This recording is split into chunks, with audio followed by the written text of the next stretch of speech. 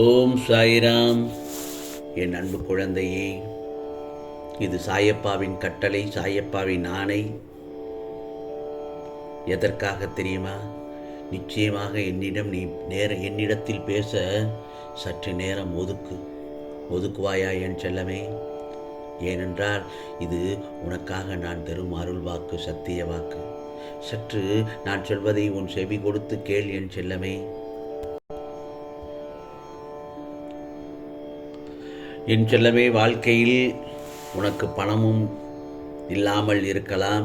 ஆனால் அதைவிட பெரிய ஒன்று உன்னிடம் இருக்கிறது. அந்த ஒன்றுதான் உன்னுடைய நல்லதொரு மனம். அதனால் மனம் என்னும் திறமையின் மூலம் வெற்றி பெற்று விடலாம். வாழ்க்கையை ஒரு கை பார்த்து விடலாம் என்று நினைத்து வாழ்ந்து வென்று காட்டு என் செல்லமே. மனித வாழ்க்கையின் வெற்றியின் ரகசியம் எப்பொழுதும் நமக்குள் தான் இருக்கிறது. அதை வீணாக வெளியில் தேடி காலத்தை வீண் செய்ய வேண்டாம். ஆகவே முயற்சி செய்ய செல்லமே, விடா முயற்சி செய்து கொண்டே இரு. மனம் என்னும் குதிரைக்கு கடிவாளம் போடாமல் களமாடுங்கள். வெற்றியின் இலக்கை எட்டிப்பிடி என் செல்லமே. இரவு அமைதியாக இருக்கிறது, ஏனென்றால் உழைக்கும் உனது இரவு நேரத்தில் தாய் போல் தாளாட்டி விட்டு விடியலின் கரங்களில் உனதை ஒப்படைப்பதற்காகத்தான் இந்த இரவு உனக்காக இரவாகத்தான் அமைந்திருக்கிறது. வாழ்க்கையில் உனக்கென்று ஒரு பாதையை தேர்ந்தெடுத்துக்கொள். அதில் நீ தெளிவாக இருக்க வேண்டியது அவசியம். மனம் இருந்தால் மார்க்கம் உண்டு. மனம் இருந்தால் மார்க்கம் உண்டு என்ற பழமொழிக்கேற்ப ஒரே பாதையில் கவனம் செலுத்தி உன்னுடைய வளர்ச்சிக்கான இலக்கினை அடைய முயற்சி செய்ய செல்லமே. வாழ்க்கையில் இன்று யாரும் கவனிக்காத உனது உழைப்பு பிரிதொரு நாள் வெளிச்சத்திற்கு வரும். நிச்சயமாக அந்த நாள் அப்போது உனக்கான அடையாளம் தெரிய வரும் இந்த பிரபஞ்சத்திற்கே. ஆகவே உன்னை பற்றிய அளவுகோலை மற்றவர்களிடம் தேடிச் செல்லாதே. வாழ்க்கையில் உன்னோடு மனம் உண்மையாக இருந்தால் போதும். சில சாதனைகள் தாமதமாக வந்தாலும் உன்னுடைய மனம் அதனை ஏற்றுக்கொள்ளும். அப்போது மனம் இன்னும் வலுவாகவே இருக்கும். ஆகவே அலைவாயும் மனதை தவிர்த்து விடு என் செல்லமே. வாழ்க்கையில் எப்போதும் உன்னை சுயநலமாக நினைக்க வேண்டாம். ஆம், மனதில் பதிவிறக்கம் செய்.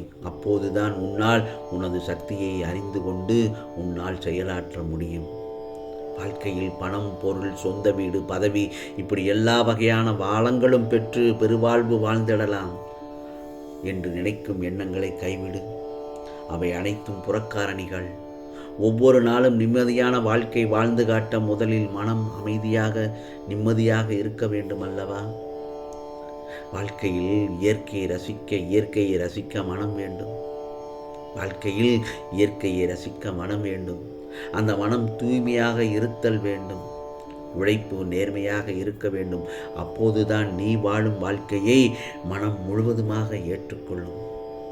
இப்படி ஒவ்வொன்றிலும் மனம் ஒன்று இருந்தால் மட்டுமே உனக்கான வாழ்க்கை செம்மையாக அமையும் என் செல்லமே. அதே போலத்தான் உனக்கான பாதையை தெளிவுபடுத்தி கொண்டு பயணத்தை தொடங்கு. நடப்பதும் கிடைப்பதும் நல்லதாகவே அமையும். எது உன்னை துன்புறுத்தினாலும் கவலைப்படாதே. என்ன ஆனாலும் எதிர்த்து நின்று போராடு. ஏனென்றால் எதுவும் என்னை மீறி நடக்காது என்பதை தீர்க்கமாக நம்பும். உன் கைபிடித்து உன் சாயப்பா நடக்கிறேன். பிறகு ஏன் பயப்படுகிறாய் என் செல்லமே? வானமே இடிந்து மேலே விழுந்தாலும் உன் நிலையில் நீ உறுதியாக இருக்க வேண்டும். தாங்கும் சக்தியை நான் கொடுக்கிறேன். உன் முன்னும் பின்னும் நானே பாதுகாவலனாக இருக்கும்போது உனக்கு வேண்டியதை கொடுத்து போராடும் நல்லதொரு பேரோடும் புகழோடும் வாழ வைப்பது உன் சாயப்பாவின் கடமை அல்லவா? ஒருவரை யார் கைவிட்டாலும் அவர் அன்பும் ஆன்மீகம், அதாவது உன் சாயப்பா நிச்சயமாக கைவிடவே மாட்டேன். நீ துவண்டு போகும் சமயத்தில் யாரும் உன்னுடன் இல்லை என்று மட்டும் கவலைப்படாதே. உன் சாயப்பா நான் இருக்கிறேன் உன்னோடு. மனம் புண்ணாகி போனதே என்று வருந்தாதே. இதோ என் மென்மையான கரங்களால் உன்னை வருடிக்கொண்டு உன் பக்கத்தில் தான் நான் இருக்கிறேன். சீக்கிரமாகவே எல்லா இன்பங்களையும் பெறப்போகிறாய். இந்த நல்லதொரு காலை வேளையில் உன் வேண்டுதல் எல்லாம் கேட்கப்பட்டது. நிச்சயமாக நிறைவேறும் என் செல்லமே. ஒவ்வொன்றாக நிறைவேற்றித் தருவது இந்த சாயப்பாவின் கடமை அல்லவா? சாயி சாயி என்று என்னை மனதார நினைக்கும் என் செல்லப்பிள்ளையை நான் ஏமாற்றுவேனா? என்னை நம்புபவர் ஒருபோதும் தோல்வி அடைவதில்லை. எவ்வளவு கஷ்டமான சூழ்நிலை இருந்தாலும் அவர் எப்போதும் அந்த சூழ்நிலையிலிருந்து வெற்றிகரமாக வெளியே தப்பி வர நான் உதவி செய்வேன். தோல்விகளால் வரும் கஷ்டத்தை கண்டு பயப்படக்கூடாது. தோல்விகளால் வரும் கஷ்டத்தை கண்டு பயப்படக்கூடாது. அதற்காக வெற்றியே நீ அடைய மாட்டாய் என்றும் கூறவில்லை. வெற்றி அடைவதற்கான தகுதியை வளர்த்துக்கொள். பயிற்சிகளே தோல்விகளை நிச்சயமாக, முயற்சிகளே முன்னேற்றத்தின் படிக்கல்லாகும். நான் ஒன்று சொல்லட்டுமா என் செல்லமே? உன் அகந்தை, ஆணவம், இருமாப்பு இவைகளை விடுத்து சற்றே குனிந்து மலர்களை பொறுக்கி மாலையாக்கி மீண்டும் என்னை நோக்கி வா. மீண்டும் உன் சாயப்பாவை நோக்கி வா. நான் இன்னும் உன்னை கூறாக்குவேன். உன்னை எனக்கு மிகவும் பிடிக்கும் என் செல்லமே. நீ துவாரகமாயின் செல்ல குழந்தை. தயவு செய்து என்னிடம் நடித்து மட்டும் விடாதே.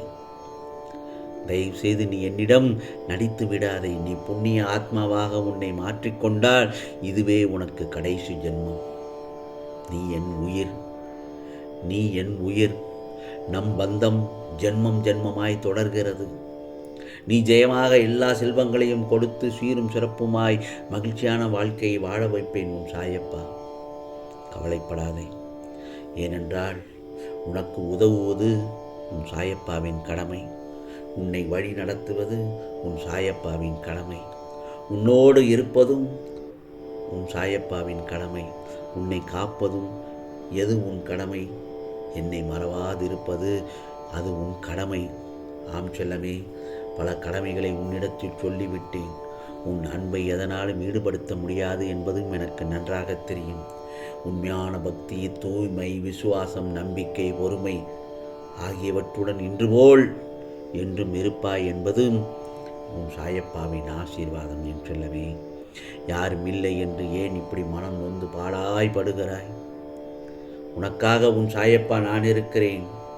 உன் பாதையிலே முதலும் முடிவுமாக நான் இருப்பேன். என்னை நம்பி மட்டும் இரு. என்னை முழுமையாக நம்பு. வெற்றியோடு இருப்பாய்.